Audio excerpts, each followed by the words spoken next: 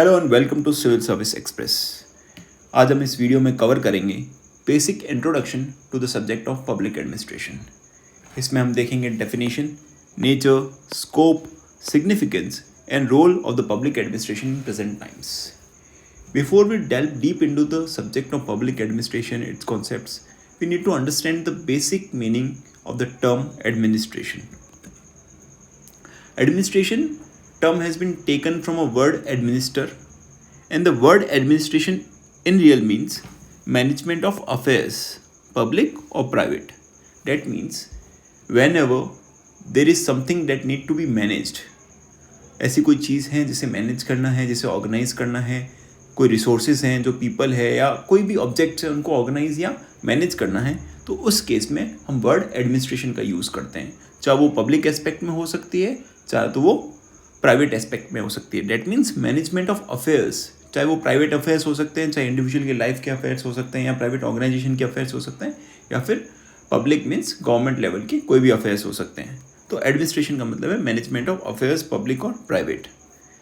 तो डेफिनेशन है एडमिनिस्ट्रेशन की, it means administration generally refers to the process of managing and organising resources, people and policies within an organisation or a government to achieve specific goals and objective. ये definition दो चीज़ों पे महत्व देती है। पहली चीज़, इसमें हमको कुछ चीज़ों को मैनेज और ऑर्गेनाइज करना है। किसे मैनेज और ऑर्गेनाइज करना है? रिसोर्सेज को, पीपल को और पॉलिसीज़ को। कोई भी ऑर्गेनाइजेशन की पॉलिसीज़ हो सकती है कि क्या विजन है, क्या हमारा लॉन्ग टर्म गोल्स है, उनको ऑर्गेनाइज करना। जो भी रिसोर्सेज है ऑर्गेनाइजेशन के पास, चाहे फिजिकल रिसोर्सेज हो या चाहे ह्यूमन रिसोर्सेज हो, उसको ऑर्गेनाइज करना, या पीपल जो है उनको ऑर्गेनाइज करना। ये सारे प्रोसेस को बोलते हैं एडमिनिस्ट्रेशन। लेकिन एडमिनिस्ट्रेशन जब तक नहीं होगा जब तक वो किसी स्पेसिफिक गोल को अचीव करने के लिए किया गया हो। अगर आप यूं ही बिना आप बैठे हैं, आप कुछ भी ऑर्गेनाइज कर रहे हैं, that doesn't count as an administration. Administration means you are managing something and organizing something in order to achieve a specific goal. You are managing to achieve a goal. Without goal, there is no administration. So, the goal or the objective are the basic core points behind the ideology or philosophy of administration.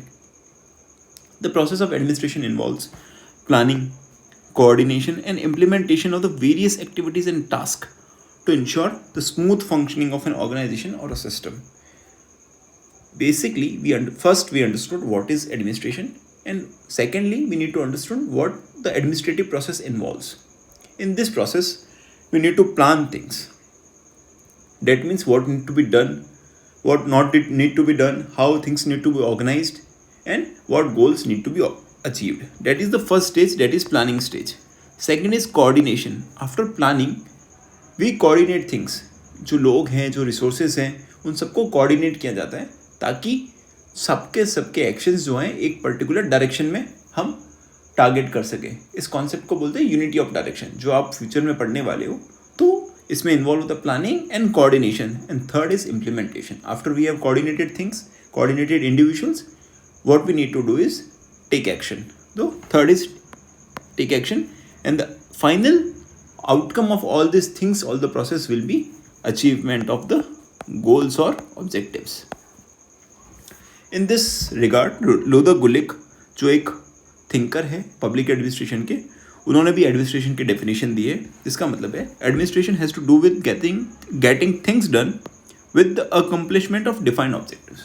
मतलब आपको काम होना चाहिए आपका with the objective of achieving the goal. आप goal oriented काम करवा सकते हैं, that is administration. So the basic meaning of administration is clear. We will move next to the concept of public administration. Basic बात करें तो public administration word से पता चलता है कि ऐसा एडमिनिस्ट्रेशन जो पब्लिक के लिए किया गया हो। दैट मीन्स ऐसा एडमिनिस्ट्रेशन जिसके गोल्स और ऑब्जेक्टिव जो है वो पब्लिक ओरिएंटेड हो, या फिर जो गवर्नमेंट डिसाइडेड हो। जो भी गवर्नमेंट्स गोल्स और ऑब्जेक्टिव डिसाइड करती हैं, उसको अचीव करने के लिए जो भी प्रोसेस इन्वॉल्व होता है उसे बोलते हैं पब्लिक एडमिनिस्ट्रेशन। ये एग्जिस्ट करता है एक पॉलिटिकल सिस्टम के अंदर में। हमको पता है कि गवर्नमेंट जो है या पब्लिक एडमिनिस्ट्रेशन जो है वो एक पॉलिटिकल स्फेयर के अंदर एग्जिस्ट करता है। तो इसलिए कई बार हम आगे डिबेट भी सुनेंगे कि पब्लिक एडमिनिस्ट्रेशन एक अलग कॉन्सेप्ट है या वो पॉलिटिक्स का ही हिस्सा है। तो अभी के लिए हम समझ सकते हैं कि पब्लिक एडमिनिस्ट्रेशन जो है वो पॉलिटिकल सिस्टम का ही हिस्सा है, और जो गोल्स और ऑब्जेक्टिव्स जो पॉलिटिकल सुपीरियर्स हैं, जो पॉलिटिकल एग्जीक्यूटिव्स हैं, पॉलिटिकल लॉ मेकर्स हैं, वो सेट करते हैं, पब्लिक एडमिनिस्ट्रेशन का वो टास्क बन जाता है कि उस गोल्स को अचीव करना। It exist in a political system for the accomplishment of goals and objective formulated by the political decision makers. हमारे केस में बात करें, इंडिया के केस में, तो हमारे लॉ मेकर्स, मिनिस्टर्स, पार्लियामेंटेरियंस या लेजिस्लेचर्स जो भी हैं, वो सब के सब लॉज बनाते हैं। जो हमारा पब्लिक एडमिनिस्ट्रेशन है, डेट इज ब्यूरोक्रेसी, जो है उन लॉ को एग्जीक्यूट करता है। इस केस में, पब्लिक एडमिनिस्ट्रेशन के केस में जो फोकस पॉइंट होता है वो है पब्लिक ब्यूरोक्रेसी के ऊपर। डेट मीन्स जो ब्यूरोक्रेटिक सिस्टम है ऑर्गेनाइजेशन का, जो गवर्नमेंट का ब्यूरोक्रेटिक सिस्टम है, उस पर फोकस होता है पब्लिक एडमिनिस्ट्रेशन का। ब्यूरोक्रेसी कौन हो गया? Bureaucracy that means IAS, IPS, ये सब जो बाकी सारे गवर्नमेंट सर्वेंट्स है, वो सब ब्यूरोक्रेसी का हिस्सा है। डेफिनेशन की बात करें, जो बेसिक डेफिनेशन है, public administration refers to the systemic implementation of government policies and management of public programs and services. Public administration का पर्पस है कि जो भी गवर्नमेंट ने पॉलिसीज़ बनाई, यहाँ पे क्या हुआ, लॉ मेकर्स जो है उन्होंने लॉ बनाया, ठीक है, उसका क्या करना है, इम्प्लीमेंटेशन। वो गोल हो गया पब्लिक एडमिनिस्ट्रेशन का। और जो भी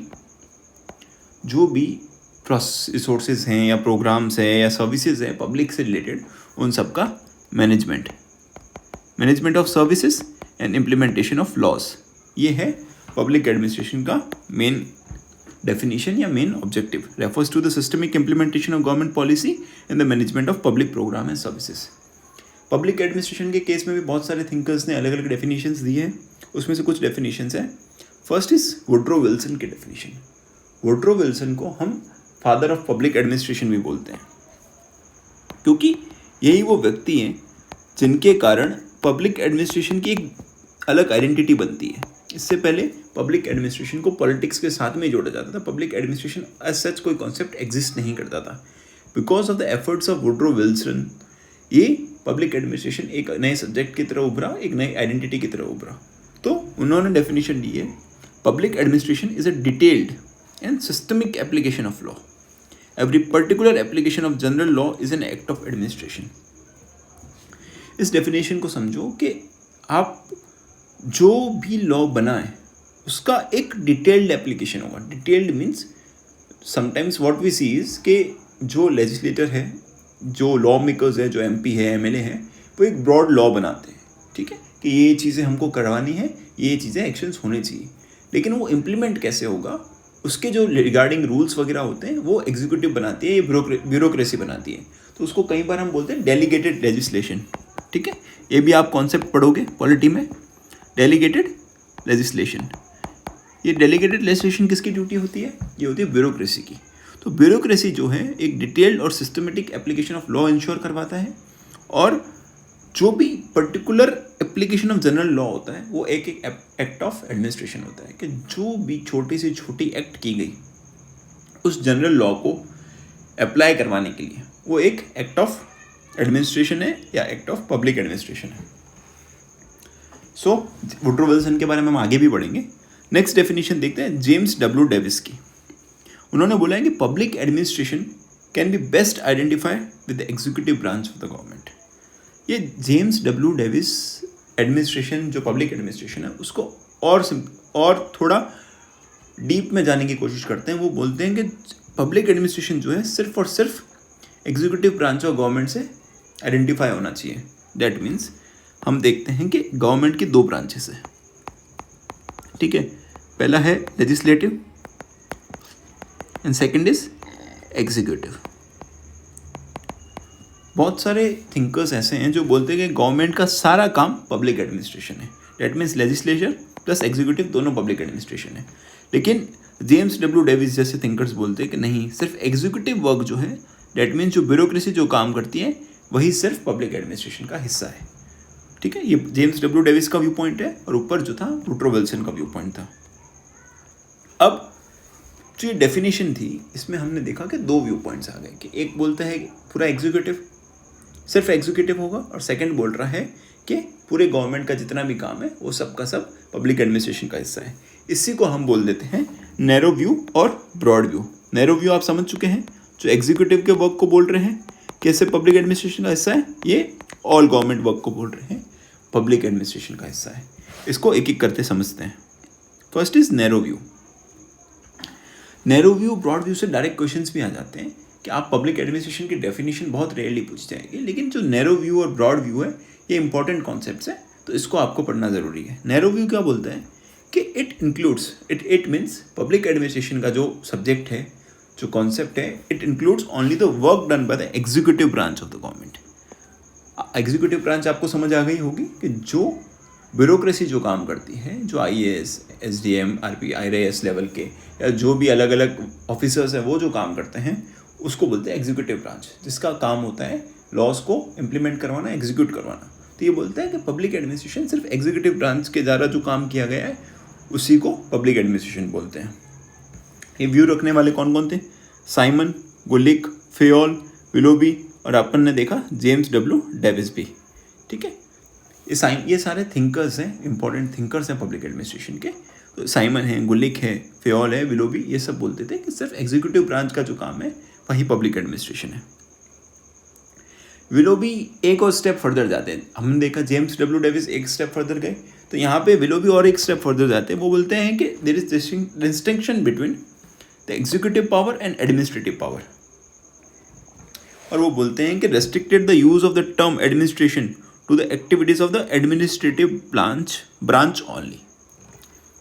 अब देखो, हमने पहले क्या देखा, गवर्नमेंट है, ये डिवाइडेड है लेजिस्लेटिव ब्रांच में और एग्जीक्यूटिव ब्रांच में। ठीक है, ये बोलते हैं कि एग्जीक्यूटिव ब्रांच अलग है और तीसरी ब्रांच क्या है, जो है एडमिनिस्ट्रेशन या एडमिनिस्ट्रेटिव ब्रांच।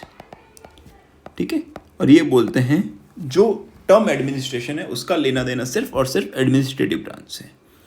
तो डिफरेंस समझते हैं कि एग्जीक्यूटिव ब्रांच और एडमिनिस्ट्रेटिव ब्रांच का फ़र्क क्या है। एग्जीक्यूटिव ब्रांच वो हो गई जो टॉप हायरार्की पे बैठती है आफ्टर लॉ मेकर्स, और जिनका काम होता है रूल्स और रेगुलेशंस बनाना। डेट मीन्स जो डेलीगेटेड लेजिस्लेशन वाला काम करते हैं उनको बोलते हैं एग्जीक्यूटिव ब्रांच। और एडमिनिस्ट्रेटिव ब्रांच क्या हो गई, वो लोग जो रियल में उन सारे रूल्स को, उन सारे लॉस को इम्प्लीमेंट करते हैं। जो मीन्स हो गया कि लोअर लेवल ऑफ एम्प्लॉयज़, जो सेक्रेटरीज वगैरह हैं, उनसे नीचे वाले जो हैं, जो रियल में इम्प्लीमेंट करते हैं, जैसे DM हो गया, असिस्टेंट कलेक्टर वगैरह हो गए, वो सब रियल में इम्प्लीमेंट करते हैं उन लॉस को, वो हो गए एडमिनिस्ट्रेटिव पार्ट। ये बोलता है कि पब्लिक एडमिनिस्ट्रेशन का जो लेना देना है वो सिर्फ और सिर्फ एडमिनिस्ट्रेटिव ब्रांच ऑफ गवर्नमेंट से है। तो ये कहने वाले कौन थे? विलोबी। ठीक है, और उन्होंने जो विलोबी जो है, उन्होंने एडमिनिस्ट्रेशन को fourth branch of the government का हिस्सा दे दिया। तो 3 ब्रांचेस हमको पता है, पहला है legislature, second is executive, third is judiciary, और फोर्थ होगी इन्होंने एडमिनिस्ट्रेशन को एक फोर्थ ब्रांच भी बना दिया। तो ये था नैरो व्यू पॉइंट के। नैरो व्यू पॉइंट ये बोलता है कि सिर्फ और सिर्फ जो एग्जीक्यूटिव ब्रांच का जो काम है वही काउंट होगा गवर्नमेंट के पब्लिक एडमिनिस्ट्रेशन के कॉन्सेप्ट में। नेक्स्ट बढ़ते हैं ब्रॉड व्यू पॉइंट की तरफ। ब्रॉड व्यू क्या बोलता है कि it includes work done by all the 3 branches of the government. चाहे जुडिशरी जो भी काम कर रही है, चाहे लेजिस्लेचर जो भी काम कर रहा है, चाहे एग्जीक्यूटिव कोई भी काम कर रही है। डेट मीन्स कोर्ट, पार्लियामेंट है, असेंबलीज है, या हमारा जो भी ब्यूरोक्रेसी है, जो भी काम कर रही है, सबका सब काम जो है वो पब्लिक एडमिनिस्ट्रेशन का हिस्सा है, सब्जेक्ट ऑफ पब्लिक एडमिनिस्ट्रेशन के अंडर में आता है। इसको सपोर्ट करने वाले कौन है? वुड्रो विल्सन है, LD वाइट है, मार्शल डिमॉक और पिफनर है। ये चारों ब्रॉड व्यू को सपोर्ट करते थे। आपको थिंकर्स के नाम भी याद रखना है। आप जब भी थिंकर्स के नाम लिखते हैं अपने आंसर्स में, आपके आंसर्स की वैलिडिटी बढ़ती है और आप दिखते हैं कि आपको नॉलेज है उन चीज़ों का। सिर्फ आपने समझा नहीं है ब्रॉड, आप डीपली जानते हो कि वो कॉन्सेप्ट देने वाले कौन है, उनके बेसिक माइंड में क्या था, क्या चीज़ें थी उनकी। जब भी आप थिंकर को लिखते हो, आपके आंसर की वैलिडिटी सडनली बढ़ जाती है। So next is administration, organisation and management. We have understood the concept of administration. ठीक है, और पब्लिक एडमिनिस्ट्रेशन क्या है वो भी हमने देख लिया। एडमिनिस्ट्रेशन होता है मैनेजमेंट ऑफ अफेयर्स, चाहे पब्लिक का हो या प्राइवेट का हो। अगर वो मैनेजमेंट ऑफ अफेयर्स पब्लिक का है तो वो पब्लिक एडमिनिस्ट्रेशन हो जाएगा, और वो प्राइवेट और पब्लिक दोनों का है तो वो जनरल टर्म एडमिनिस्ट्रेशन में आ जाएगा। लेकिन दो और टर्म्स हैं, second is organisation and management. ये तीनों टर्म्स हम देखें तो तीनों का एक साधारण मतलब एक ही निकलता है। एडमिनिस्ट्रेशन का मतलब चीज़ों को मैनेज करना या ऑर्गेनाइज करना, ऑर्गेनाइजेशन का मतलब वही ऑर्गेनाइज करना, मैनेज करना, और मैनेजमेंट का मतलब भी वही ऑर्गेनाइज या मैनेज करना, चीज़ों को संभालना या उसका रख रखाव करना। लेकिन इनके जो प्रैक्टिकल जो फिलोसफिकल मतलब है वो अलग है, प्रोफेशनल मतलब अलग है। इसको डिस्टिंक्शन जो इसको अलग किया वो किया था विलियम सोल्जे ने। आप प्रोनाउंसिएशन थोड़ा सा रॉन्ग हो सकता है, स्लूजे या सोल्जे, सॉरी फॉर डैट। तो विलियम सोल्जे ने ये इसका डिस्टिंक्शन किया था कि इन तीनों में क्या फ़र्क है। वो बोलते हैं administration is a force which lays down the object for which an organisation its management are to strive in the broad policies under which they are to operate। वो बोलते हैं कि एडमिनिस्ट्रेशन जो है उसका काम होता है कि ऑब्जेक्टिव्स और जो पॉलिसीज़ हैं, जो ब्रॉड पॉलिसीज या ब्रॉड ऑब्जेक्टिव्स हैं, उनको डिफाइन करना, जिसके लिए पूरा का पूरा जो ऑर्गेनाइजेशन या मैनेजमेंट है जो काम करेगा। इसका काम क्या है? पॉलिसी मेकिंग का। That is administration is a top policy maker. Organisation की बात करें तो ऑर्गेनाइजेशन का मतलब है it's a combination of necessary human beings, material, tools, equipment, working space, appurtenances brought together in a systematic and effective correlation to accomplish some desired object। That means जो भी चीज़ें हैं, जो भी भौतिक वस्तुएं हैं, जो भी मैन मटेरियल रिसोर्सेज हैं जो इकट्ठे किए गए हैं in a organised manner to achieve the goals set by the administration. Organisation means everything that exist in a company or in a environment, जो भी चीज़ें एग्जिस्ट करती हैं जिससे गोल अचीव होने वाला है उसको बोलते हैं ऑर्गेनाइजेशन। और ये सारी चीज़ें एक ऑर्गेनाइज्ड मैनर में, व्यवस्थित तरीके से, सिस्टमेटिक तरीके से उसे बांधा गया है, मैनेज किया गया। और management is that which leads and guides and directs an organisation for the accomplishment of predetermined objectives. Management को आप देख सकते हो कि it's generally include individuals at higher level in the organisation hierarchy, जिनका मेन काम होता है कि जो भी चीज़ें हैं, वस्तुएं हैं और जो भी लोग हैं उनको गाइड करना, ताकि जो ऑब्जेक्टिव्स एडमिनिस्ट्रेशन ने सेट कर रखे हैं उनको अचीव किया जा सके।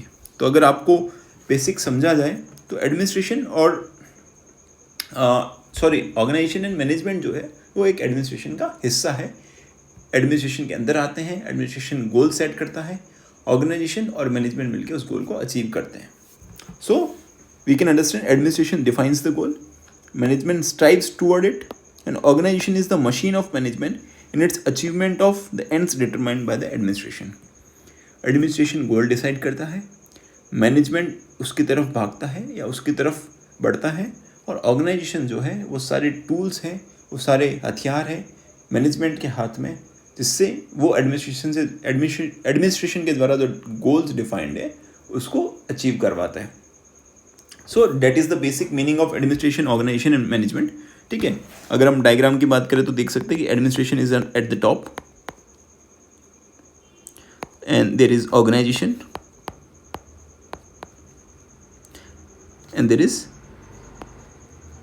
मैनेजमेंट। हम मैनेजमेंट को टॉप पे नहीं रख सकते, we can't make it like this, administration, management and organisation, for the single reason के ऑर्गेनाइजेशन और मैनेजमेंट जो है दोनों साथ में मिलकर काम करते हैं, तब भी एडमिनिस्ट्रेशन के गोल्स अचीव हो सकते हैं। Administration is a top level hierarchy, जो CEOs है या CFOs है किसी भी कंपनी के, वो पॉलिसी डिसीजंस लेते हैं, board of director policy decision लेते हैं, लेकिन मैनेजमेंट और ऑर्गेनाइजेशन साथ में काम करते हैं ताकि गोल अचीव हो सके। और एडमिनिस्ट्रेशन एक ब्रॉडर कॉन्सेप्ट है, उसके अंदर ही ऑर्गेनाइजेशन और मैनेजमेंट इंक्लूड होते हैं।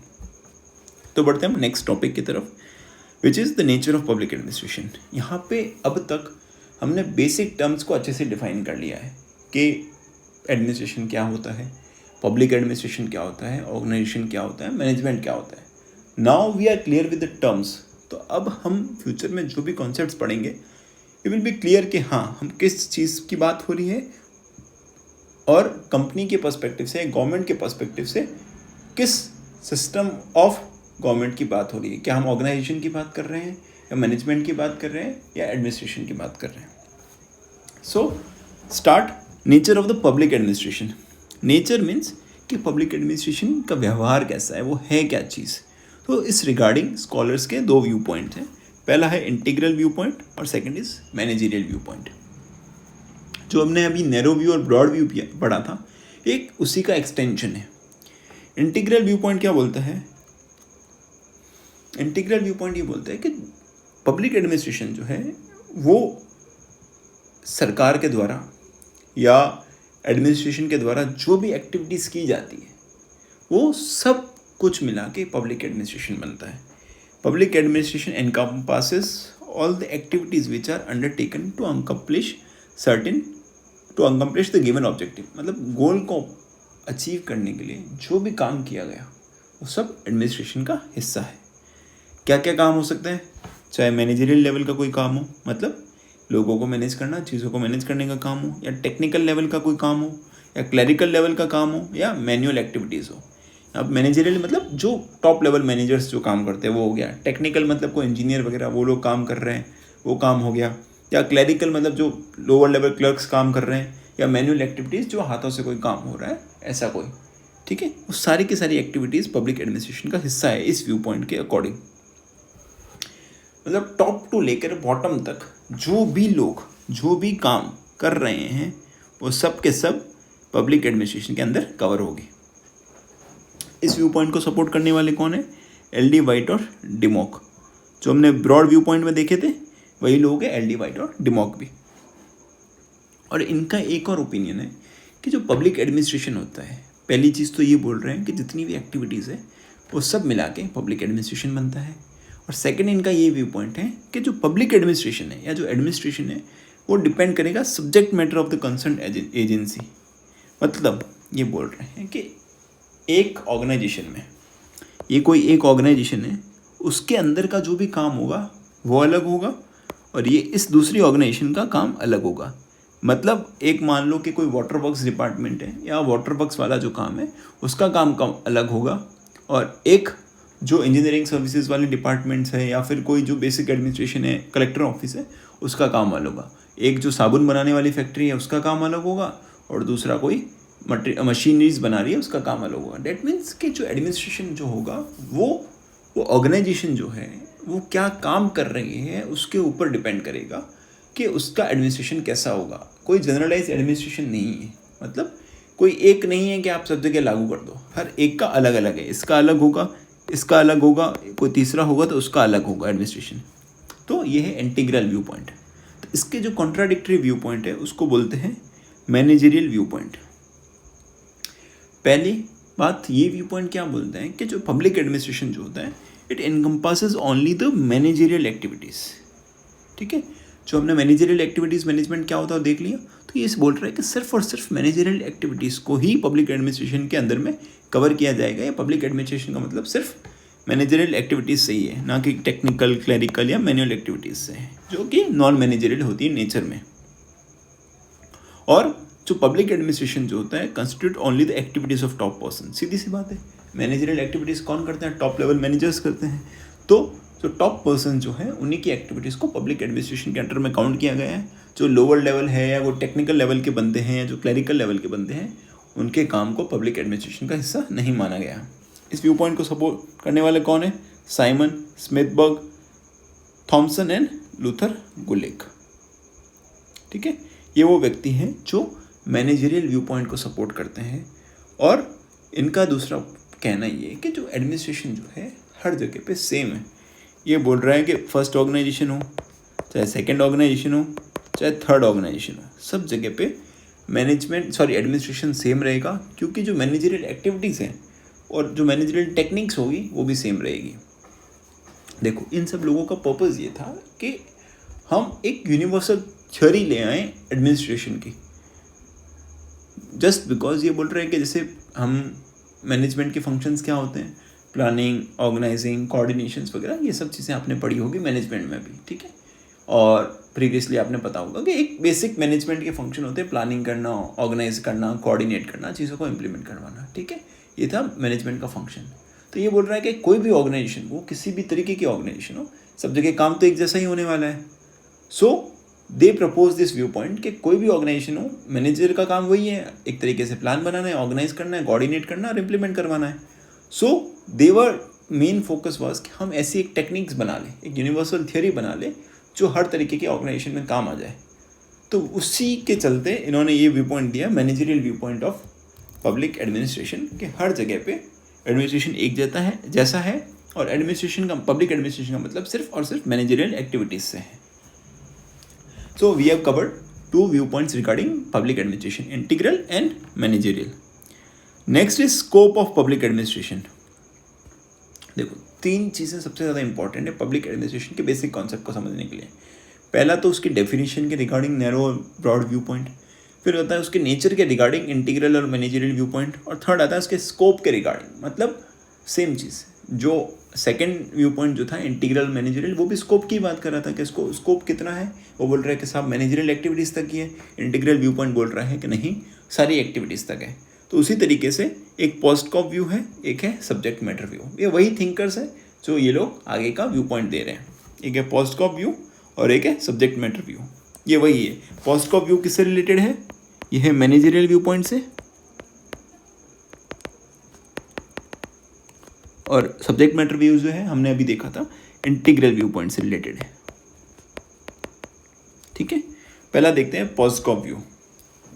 जो ये व्यू पॉइंट है किसने एडवोकेट किया था? लूथर गुलिक ने. लूथर गुलिक और उर्विक इंपॉर्टेंट थिंकर्स थे, उन्होंने कुछ प्रिंसिपल्स भी दिए थे.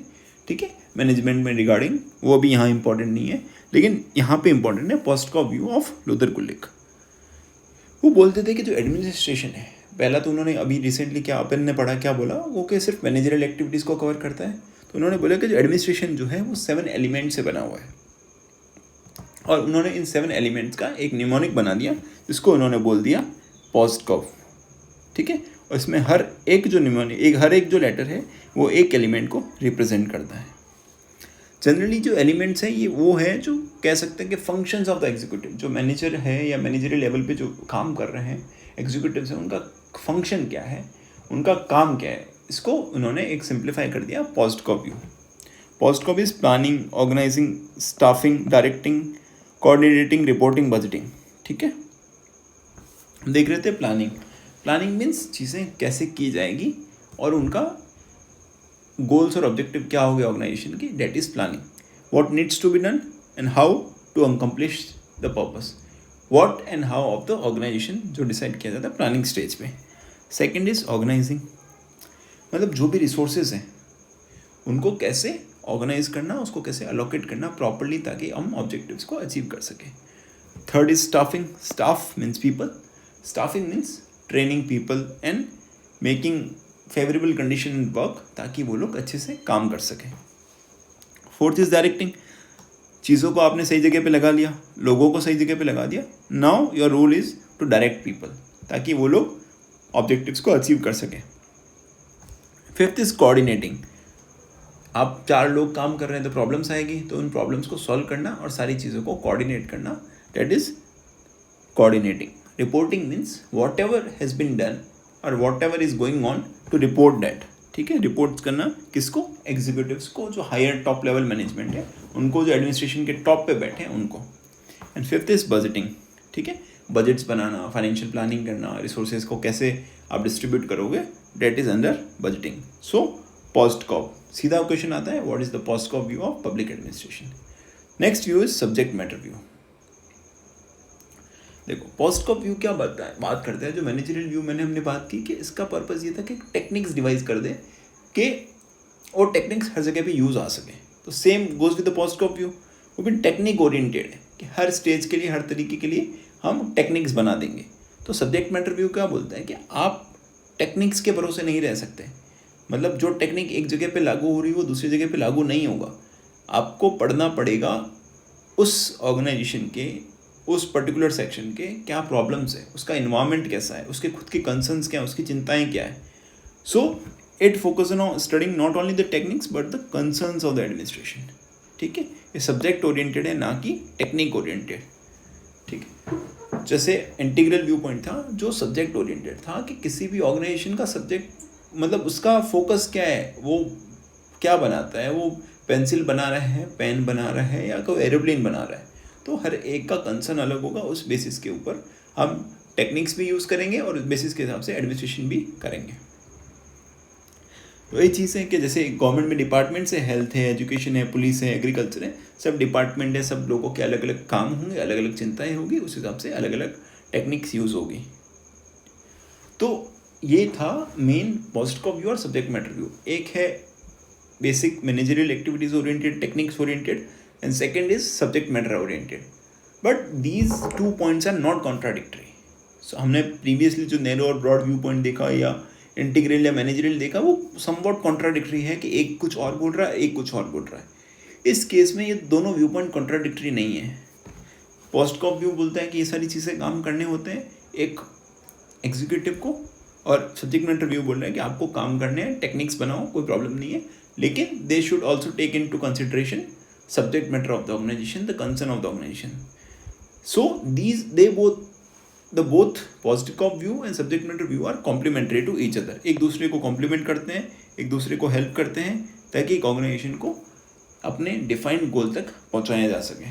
सो 3 व्यूज हम देख चुके हैं. पहला स्कोप के पर्सपेक्टिव से, दूसरा नेचर्स के पर्सपेक्टिव से, एंड थर्ड इज डेफिनेशन के पर्सपेक्टिव से. नेक्स्ट टॉपिक की तरफ बढ़ते हैं, सिग्निफिकेंस ऑफ पब्लिक एडमिनिस्ट्रेशन. जो अभी तक ये टॉपिक कवर ली, ये थे मेन जो कॉन्ट्राडिक्टरी फिलॉसफीज है पब्लिक एडमिनिस्ट्रेशन में, वो हम कवर कर चुके हैं. अब जो बेसिक जनरल पॉइंट्स हैं कि क्या रेलेवेंस है, क्या सिग्निफिकेंस है पब्लिक एडमिनिस्ट्रेशन का. जो पब्लिक एडमिनिस्ट्रेशन मतलब सरकार, आप साधारण भाषा में समझिए तो सरकार के अंदर होने वाली सारी चीज़ें. उसका सिग्निफिकेंस ये है कि this is the backbone of civilisations. हमारी सभ्यता जो है उसका जो आधार जो है वो सरकार है या एडमिनिस्ट्रेशन है. आज हम हड़प्पा सभ्यता की बात करते हैं, वो कितनी वेल डेवलप्ड थी, वेल मैनेज थी, तो उसको मैनेज करने वाला कोई ना कोई एडमिनिस्ट्रेशन रहा होगा. अगर वो एडमिनिस्ट्रेशन नहीं होता, ना हड़प्पा सिविलाइजेशन होती, ना मेसोपोटामियन सिविलाइजेशन होता है, ना ही आज की तारीख में कोई इंडियन सिविलाइजेशन एग्जिस्ट कर रहा होता. तो it is the backbone of civilisations, ensuring smooth societal functioning. आप सोसाइटी को काम नहीं करवा सकते. आपने एथिक्स में पढ़ा होगा कि man is an animal. Somewhere we have read man is an animal. Then we understood that man is a social animal. तो जो सोशल एनिमल बनाने तक की जो जर्नी थी, जो मैन एक एनिमल था जंगल राज के अंदर, बाकी एनिमल्स की तरह वो रहता था. जो मारेगा, जो जिंदा रहेगा, वो जीतेगा. That was the basic jungle Raj philosophy. The thing that made man into a social animal was the administration. कि लोग ऑर्गेनाइज हुए, लोगों ने चीज़ों को समझा, साथ रहने लगे. That converted a man from animal to a social animal. So administration is the backbone of civilizations. It is obviously the core of modern government and governance structure. मतलब आज की गवर्नमेंट जो है, गवर्नमेंट मतलब हम MP को भी गिनेंगे, MLA को भी गिनेंगे, और बाकी सारे जुडिशरी को भी गिनेंगे. ठीक है, एक बार के लिए लेजिस्लेचर, एग्जीक्यूटिव, जुडिशरी तीनों आते हैं. लेकिन जो एग्जीक्यूटिव जो है वो कोर है मॉडर्न गवर्नमेंट का और गवर्नेंस स्ट्रक्चर का. उसके बिना काम नहीं हो सकते. MP MLA कितनी भी पॉलिसीज़ बना ले, अगर कोई उसको एग्जीक्यूट नहीं करने वाला है तो इट डजेंट मेक सेंस. हमारे पास कितनी भी प्रॉब्लम्स है, अगर उसको कोई सुनने वाला नहीं है और उसके ऊपर इम्प्लीमेंटेशन करने वाला नहीं है तो इट डजेंट मेक सेंस. तो जो बाइंडिंग फोर्स जो है इस एडमिनिस्ट्रेशन की, इस गवर्नमेंट की, वो है पब्लिक एडमिनिस्ट्रेशन या bureaucracy. It preserve social order and prevents societal disintegration. समाज में जो व्यवस्था है उसको मैनेज करने का काम भी पब्लिक एडमिनिस्ट्रेशन का है. और सोसाइटी डिसइंटीग्रेट ना हो, सोसाइटी का पतन ना हो, ये भी कौन इंश्योर करता है? एडमिनिस्ट्रेशन. आप हिस्ट्री में जब भी देख लीजिए, जब भी सोसाइटी का पतन हुआ है उसका कारण यही था कि एडमिनिस्ट्रेशन ख़त्म हो गया था. उसके कोई भी कारण हो सकते हैं, या तो एडमिनिस्ट्रेशन करप्ट हो चुका था, या फिर एडमिनिस्ट्रेशन को किसी और एडमिनिस्ट्रेशन ने आके ख़त्म कर लिया. इट मीन्स गवर्नमेंट, एक राजा था, उसकी सरकार को कोई और राजा आया, उसकी सरकार ने हटा दिया. या फिर एक राजा की सरकार इतनी करप्ट हो गई थी कि पूरा एडमिनिस्ट्रेशन ख़त्म हो गया था. You have seen in the Bengal कि एडमिनिस्ट्रेशन ही करप्ट हो चुका था. दैट वाज द रीज़न कि Britishers came and conquered India. सो वो उसका काम है सोसाइटल ऑर्डर को मेंटेन करना और सोशल डिसइंटीग्रेशन होने से बचाना. It is the catalyst for social change and development. कहते हैं कि बदलाव, हमेशा कहा जाता है कि सरकार पहले बदलाव लाती है और जनता उसे धीरे धीरे एक्सेप्ट करती है। अगर कोई भी पॉलिसी बनाई है सरकार ने, ठीक है, उसको अगर अच्छे से इम्प्लीमेंट करवाया जाए तो that brings change in the society. Societal changes होते हैं और डेवलपमेंट होता है। आप यूरोप में देखते हो कि कितने अच्छे से ट्रैफिक मैनेज हो रहा है, कितने लो लेवल ऑफ करप्शन है। And same in the case of any under developed country or even in the case of India, because of lack of implementation we are not able to achieve what was achieved by Europeans.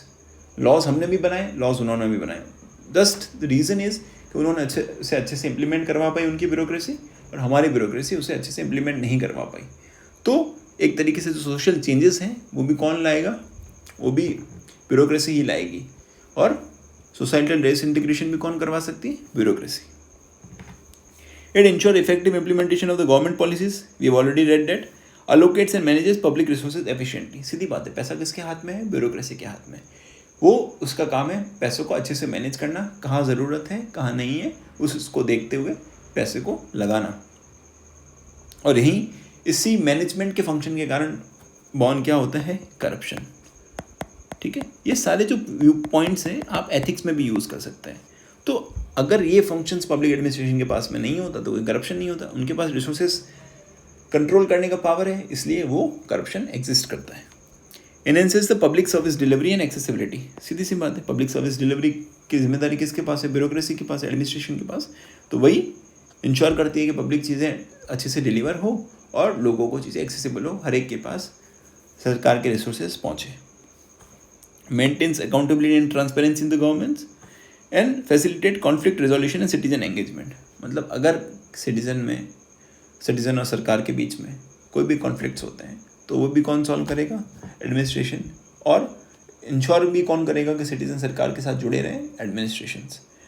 हम जो भी पढ़ रहे हैं, जो भी बनने के लिए गोल हमारा जो है, उसका गोल मेन क्या है कि हम उस एडमिनिस्ट्रेशन को इन सारे मापदंडों पे खरा उतारें। तो that is the goal of a civil servant, that is the goal of a student of civil services, कि वो इन सारी चीज़ों को इम्प्लीमेंट करे in practice, not in theory but in practice.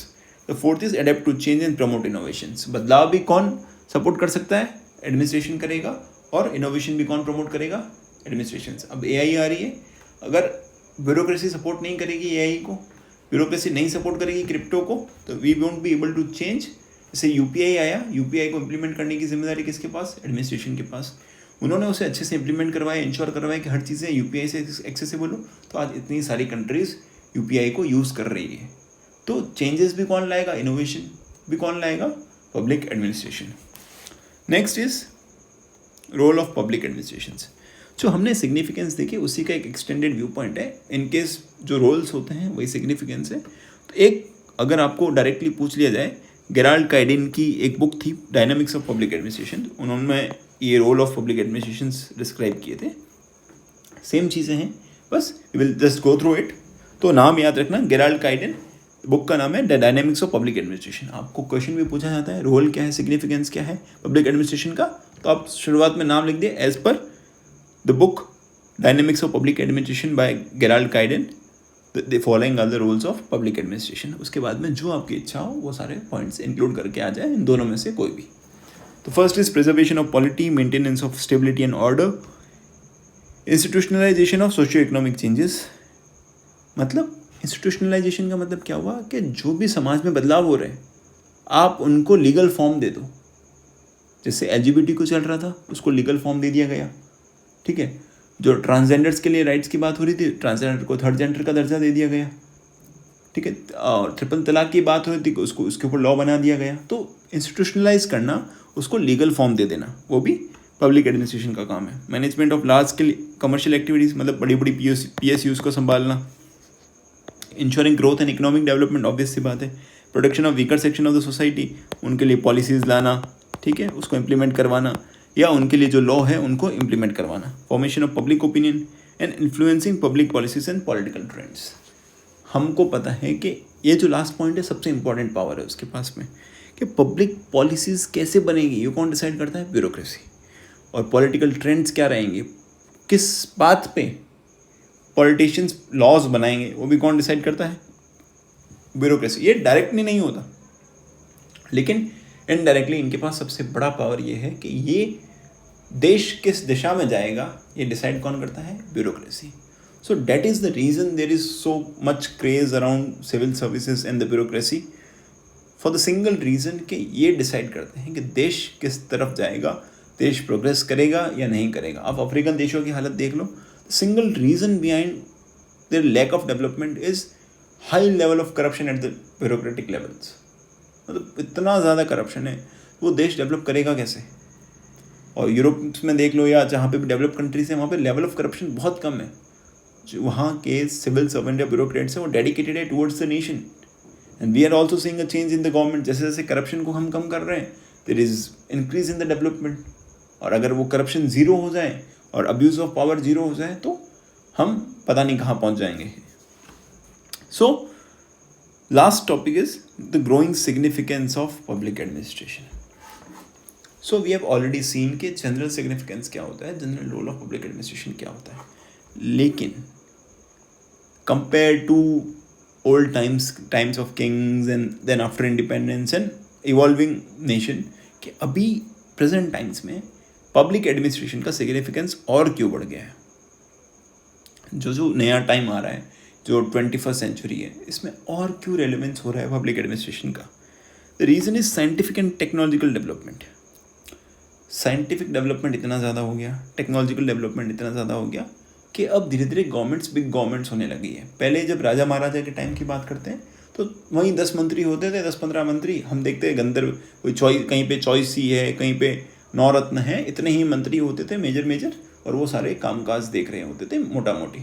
लेकिन आज हम देख रहे हैं कि हमको एक AI के लिए भी अलग मिनिस्टर चाहिए, हमको हार्डवेयर के लिए अलग मिनिस्टर चाहिएगा, हमको सॉफ्टवेयर के लिए भी अलग मिनिस्टर चाहिए, एविएशन के लिए अलग मिनिस्टर चाहिए. मतलब जैसे जैसे साइंस का डेवलपमेंट हो रहा है, इतनी सारी नई चीज़ें आ रही हैं कि हमको अलग अलग एरियाज़ के लिए अलग अलग डिपार्टमेंट्स, अलग अलग मिनिस्टर्स, अलग अलग मिनिस्ट्रीज, अलग अलग ऑफिसर्स चाहिए.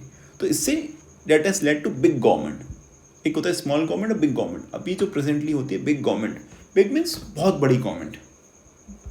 गवर्नमेंट का स्कोप हद से ज़्यादा बढ़ चुका है. तो उसके लिए कौन चाहिएगा हमें? Public administrator. इसलिए बोलते हैं ना कि सरकार में वैकेंसीज बहुत है लेकिन सरकार बढ़ नहीं रही है. So that means there is an high need but low hiring ratio. So because of the need of big governments due to scientific and societal developments. Second is industrial revolutions. जो औद्योगिक क्रांति आती है उसके कारण सोशल डिवाइड होना start होता है. पहले क्या था? एक रिच है और एक पुअर है. रिच में कौन आ गया? एकदम टॉप अच्छे लेवल के बिजनेसमैन हो गए और राजा महाराजा नोबल्स हो गए, और पुअर में बाकी सारी जनता. तो दो क्लासेस थी. रिच डिसाइड करता था, पुअर काम करता था. डेट वॉज सिंपल एडमिनिस्ट्रेशन, ज़्यादा कोई चीज़ें थी नहीं. लेकिन इंडस्ट्रियल रिवॉल्यूशन ने क्या किया? बहुत सारे सोशो इकोनॉमिक प्रॉब्लम्स ले आए, बहुत सारे सोशो इकोनॉमिक चेंजेस ले आए. Suddenly there are multiple classes. There is rich class, rich में भी अलग अलग टाइप्स के रिच आ गए. Second is middle class. Middle भी आपको पता है, अपर मिडिल, लोअर मिडिल, बहुत सारे मिडिल्स आ चुके हैं. और थर्ड इज़ पुअर क्लास. और पुअर में भी वैरायटी ऑफ पुअर. एक है कि जिसके पास सुबह के पता शाम का खाने का व्यवस्था नहीं है, और एक है जो खाना वाना खा लेता है लेकिन घर नहीं है. किसी के पास घर है तो किसी के पास हेल्थ केयर नहीं है, हेल्थ केयर है तो एजुकेशन नहीं है. मतलब बेसिक अलग अलग लेवल्स पे अलग अलग लोग एग्जिस्ट करते हैं. और बहुत सारे सोशल डिवाइड्स भी हो चुके हैं, रिलीजियस डिवाइड्स हो गए हैं, और बहुत सारे कास्ट बेस्ड है, क्लासेस आ गई हैं. पहले कास्ट कॉन्फ्लिक्ट था, अब क्लास कॉन्फ्लिक्ट भी आ गया है. ये सारी चीज़ें हम सोशियोलॉजी में पढ़ते हैं. तो वो सारे प्रॉब्लम्स भी क्रिएट हो गए, और इन सबको रिजॉल्व करने का जिम्मा किसके पास आता है? पब्लिक एडमिनिस्ट्रेशन के पास. कहते हैं ना कि नया देश आ रहा है तो नई जिम्मेदारियाँ भी आ रही है. हम इंडस्ट्रियल रिवॉल्यूशन के बाद में जो प्रॉब्लम्स आती है उसके कारण नई रिस्पॉन्सिबिलिटीज़ भी आना स्टार्ट हो गई है. Emergence of welfare state replacing the police state has increase the service function of the government. देखो, राजा महाराजा के टाइम पे जो, या ब्रिटिशर्स के टाइम पे, main function of the government क्या था? कि ध्यान रखो, पुलिसिंग करो. पुलिस स्टेट का मतलब है कि डंडे के जोर पे काम होता था. लोगों को कंट्रोल रखना है, वो शांत बैठे रहें, और उनको डंडे के जोर पे उनसे रेवेन्यू कलेक्ट करना है. That was the prime function of the government. कोई वेलफेयर नहीं था. ठीक है, जनता का भला, that was a third thing. The main भला was of the king and nobles. तो मेन फंक्शन वही था. राजा एक दिन कोई और राजा होता था, अगले दिन कोई और राजा आ जाएगा. ठीक है, ये चीज़ें होती रहती थी. लेकिन अभी क्या हो गई, पुलिस स्टेट से अब वेलफेयर स्टेट आ गई है। अब सरकार का मेन पर्पस क्या है, जनता का भला करना। इंडिया के केस में आफ्टर इंडिपेंडेंस हमारा सरकार का मोटिव क्या है, welfare of the citizens of India. अब जब वेलफेयर की बात होगी तो आप पब्लिक के पर्सपेक्टिव से सोचोगे, और सोचोगे तो आप पब्लिक की हज़ारों डिमांड्स हैं उनको पूरी करने के लिए काम करोगे। तो हज़ारों डिमांड पूरी कौन करेगा, उसके लिए काम करेगा administrations. Fourth is adoption of economic planning by the modern governments to achieve the goals of welfare state has increased the scope of public administrations. Same जो वेलफेयर स्टेट में गोल रखे हैं, जनता का भला करना है, इसलिए इकोनॉमिक प्लानिंग करनी है, बजट्स बनाने हैं, बेसिक इकोनॉमिक सर्वेज होंगे, प्लानिंग होगा, कैसे पैसा मैनेज होगा, कैसा नहीं होगा, उसके लिए और रोल्स बढ़ गए हैं। और डिपार्टमेंट से कैग जैसा डिपार्टमेंट भी एग्जिस्ट करने लगा है, इनकम टैक्स ऑफिशियल्स एग्जिस्ट करते हैं, जीएसटी ऑफिशियल्स एग्जिस्ट करते हैं, अलग अलग लेवल के ऑडिटर्स एग्जिस्ट करते हैं। तो बहुत सारे फाइनेंस के रोल वाले फाइनेंस ऑफिसर्स एग्जिस्ट करते हैं, बहुत सारे लोगों का रोल बढ़ चुका है। तो वो भी जिम्मेदार हैं पब्लिक एडमिनिस्ट्रेशन के सिग्निफिकेंस का। पॉपुलेशन एक्सप्लोशन, जैसे सीधी सी बात है, पहले जनता कम थी, मैनेज कम करना पड़ेगा, पॉपुलेशन बढ़ गई तो प्रॉब्लम्स बढ़ गई। अब पॉपुलेशन ज़्यादा है तो लोग स्लम्स बढ़ रहे हैं, फूड का शॉर्टेज हो रहा है, ट्रांसपोर्टेशन इश्यूज़ हो रहे हैं, और हेल्थ का, एजुकेशन का हज़ारों इश्यूज़ हो रहे हैं। उन सबको रिजॉल्व करने के लिए कौन आएगा, पब्लिक एडमिनिस्ट्रेशंस। क्योंकि ये सारे जो इश्यूज़ हैं आप प्राइवेट ऑर्गेनाइजेशन के भरोसे नहीं छोड़ सकते। For private organization the main motive is profit making, but all this problems are the role of government for the single reason कि ये वेलफेयर वाले काम है, ये प्रॉफिट वाले काम नहीं है। तो ये वेलफेयर वाले काम सारे कौन करने वाला है, वेलफेयर स्टेट की जिम्मेदारी लेने वाली गवर्नमेंट करने वाली है। Plus the nature of modern warfare, ठीक है, तो उसने भी एक अलग जिम्मेदारी बना दी। पहले तो क्या था कि ज़मींदार है या जो भी नोबल्स हैं उनके पास राजा फ़ोन करेगा, साहब युद्ध होने वाला है, आप अपनी सेना लेके आ जाइए। अब इस केस में ऐसा हो नहीं सकता। There are no private entities जो अपनी सेना मैनेज कर रही है और जो लेके आ जाएगी राजा के कहने पे। अब उसको खुद को मैनेज करने पड़ेगा। और plus multiple areas of warfare आ गए, स्पेस वॉरफेयर हो गया है, साइबर वॉरफेयर स्टार्ट हो गया है। तो उसके लिए गवर्नमेंट को प्रिपेयर रहना पड़ेगा और मोबिलाइजेशन ऑफ फोर्सेस और रिसोर्सेज करनी पड़ेगी। उसके लिए भी रोल कौन प्ले करेगा, public administrations. Increasing natural calamities, पहले कोई ज़्यादा एक्सप्लोटेशन नहीं था, क्लाइमेट चेंज नहीं था, एक्सप्लोटेशन ऑफ रिसोर्सेज नहीं था, तो प्रॉब्लम्स भी नहीं थी। अभी फ्लड्स है, ड्रॉट्स है, अर्थक्वेक्स है, और बहुत सारा इन्वायरमेंटल डिग्रेडेशन हो रहा है। तो धीरे जैसे जैसे डिग्रेडेशन बढ़ेगा और कैलामिटीज़ आती रहेगी, सरकार की जिम्मेदारियाँ बढ़ती रहेगी। And one of the main reason is decline in social harmony and increase in violence. Recently हम देख रहे हैं कि बहुत जगहों पे वायलेंस इरप्ट होता रहा है, इंडिया में भी और वर्ल्ड में भी। अगर सोसाइटल ऑर्डर डिस्टर्ब होगा तो जिम्मेदारी किसकी आएगी, पब्लिक एडमिनिस्ट्रेशन की, कि वो उस सोसाइटल ऑर्डर को वापस अरेंज करे, मैनेज करे और वापस स्टेब्लिश करे। तो जैसे क्लास कॉन्फ्लिक्ट हो रहे हैं, कहीं पे कम्युनल राइट्स हो रहे हैं, एथनिक वॉर्स हो रहे हैं, या कहीं पे भी हो रहे हैं, तो उस सबको ऑर्गेनाइज करने की और वापस स्टेबलाइज करने की जिम्मेदारी पब्लिक एडमिनिस्ट्रेशन के ऊपर की है। अगर कोई सरकार नहीं रहेगी, अगर कोई एडमिनिस्ट्रेशन नहीं रहेगा, तो फिर से जंगल राज आ जाएगा। डैट इज़ द रीज़न कि जैसे जैसे नई नई चीज़ें इवॉल्व हो रही है, नई नई प्रॉब्लम्स इवॉल्व हो रही है, उसी तरीके से पब्लिक एडमिनिस्ट्रेशन का जो रोल है सिग्निफिकेंस से बढ़ता जा रहा है।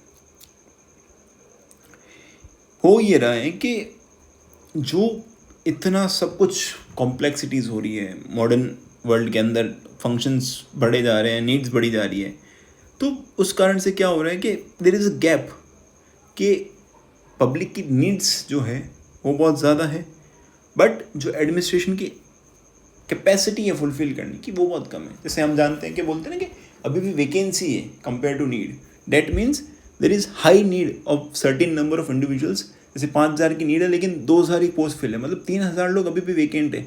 अगर मान लो कि 3000 लोग वैकेंट हैं 5000 की नीड पे, तो क्या होगा, काम नहीं होगा। ये जो काम नहीं होना है कि नीड्स फुलफिल नहीं होना, उसको बोलते हैं एडमिनिस्ट्रेटिव लैग। ठीक है, लैग मीन्स जो चीज़ होनी चाहिए वो नहीं हो रही है, देयर इज एडमिनिस्ट्रेटिव लैग। और इस लैग को ख़त्म करने के लिए हमको किस चीज़ की नीड है, हमको नीड है एडमिनिस्ट्रेटिव डेवलपमेंट की।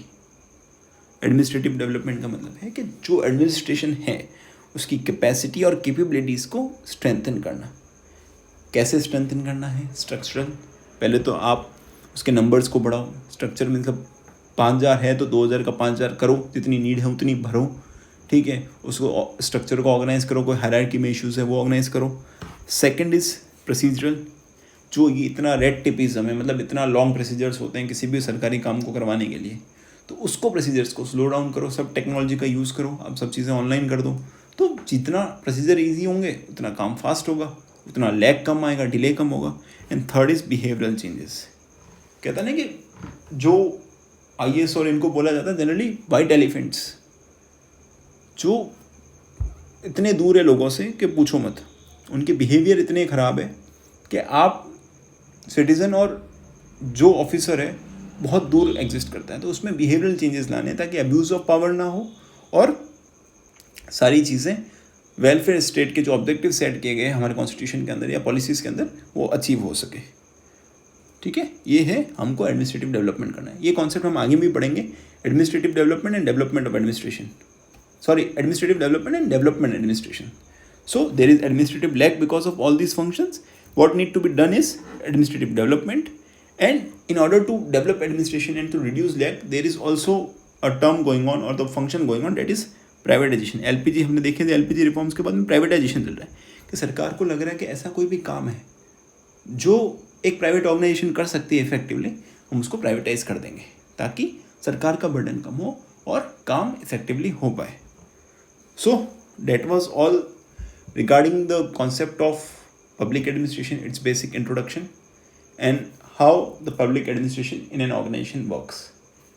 Next, हम आगे के topics भी cover करेंगे regarding the public administration. If you have a particular need for any topic जो आपको पढ़ना है, आप comment section में बता सकते हैं कि आपको कौन सा topic पढ़ना है, and also comment कि आपको हमारा वीडियो कैसा लगा। तो मिलते हैं next time.